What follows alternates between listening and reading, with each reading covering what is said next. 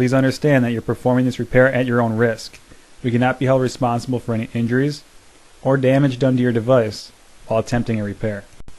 In this video, we'll be demonstrating how to open up your iPod Classic. Now, this is one of the better techniques, assuming you have good tools. There are many low-quality tools out there that are so fragile they'll break immediately when you try to insert it in between the housing. In addition, these low-quality tools don't have a thin plastic coating on the exterior, which allows the pry tool to slide nicely along the device while you're separating the housing. To get started, we're going to want to insert our case opener tool on the right center of the device to separate the housing.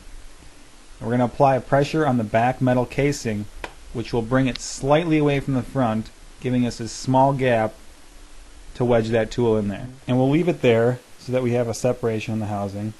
And we'll exploit this gap and use another tool to slide it along the sides of the device. Now, what we're going to focus on is releasing the clips on the right side of the device. Once we've done that, we'll be able to open the rest of the iPod. It's not necessary to release the clips along the entire perimeter of the iPod. Once we have one half, the other one will simply come undone. Here's a look at those clips on the inside, which we're trying to pry away from the front housing. And here's how those clips are locked into the front housing. Continuing on, there's a clip on the bottom right hand side of the sync port, in addition to the lower right of the iPod. And these are the two clips that tend to catch more than any others. Here you can see just what I mean when I say a clip catches. This one is bent in the horizontal direction when it should be bent downwards. This makes it very difficult to open the device when a clip catches on the front casing because it bends the case outward and makes it a very tight fit. We're going to continue to work at these clips, and you really have to apply quite a bit of force. You're going to want to wedge your tool in the location of the clip and bend outwards to hopefully release them. It's very easy to break even the highest quality opening tools while opening the iPod Classic. If you order a toolkit from our website, you'll get 3 of these good quality tools, in addition to a small flathead and Phillips screwdriver to proceed with the repair once you get the device open.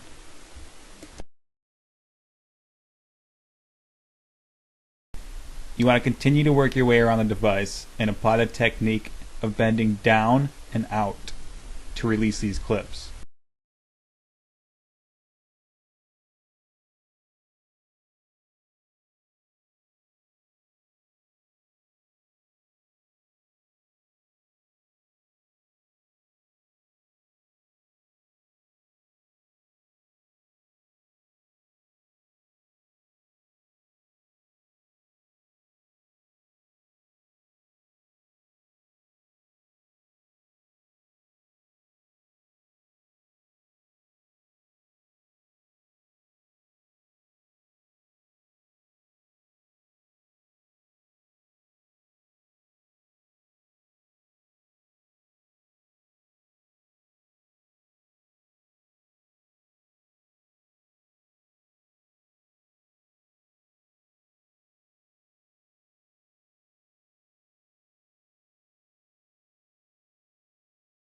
And here you can see that we do have one clip that's caught, because when we try to bend it open,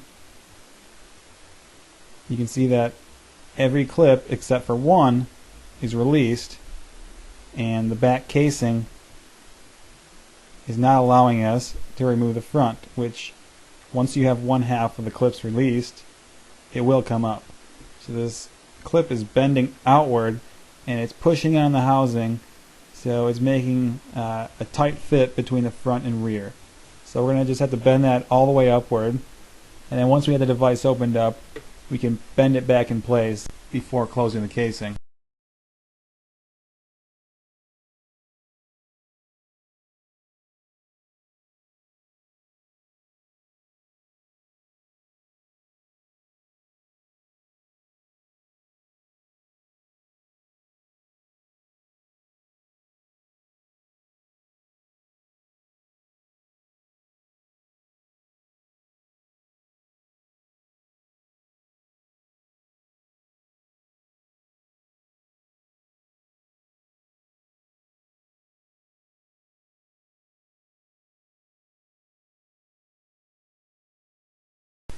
And finally, we successfully opened up the iPod Classic.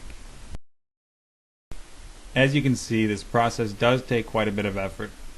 If this is something you don't feel comfortable doing, you don't want to risk damaging your casing, you'd probably be better off sending it in for repair service. Before we close the iPod, we're going to want to bend this clip that bends upwards out of place back down. And you can do this using either a case opener tool or a flathead screwdriver.